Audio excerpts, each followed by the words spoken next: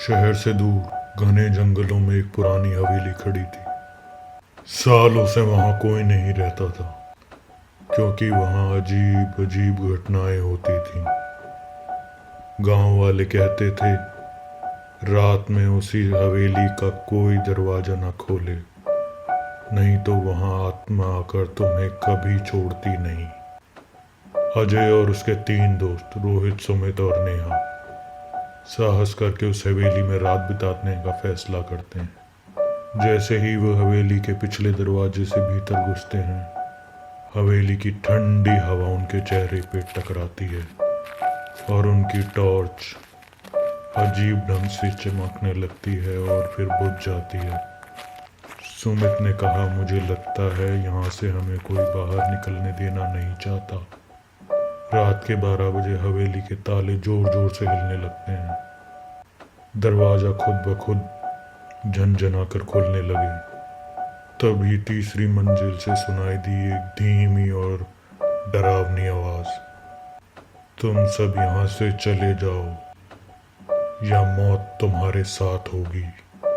रोहित ने टॉर्च ऊपर की और नजरें उठाई तो उसने देखा एक साया, काला इंसानी शक्ल, लेकिन चेहरा असली इंसान नहीं। आंखें लाल चमक रही थी। आत्मा धीरे धीरे जमीन पर उतर आई। उसका चेहरा ना किसी मानव जैसा था, ना ही किसी जानवर जैसा।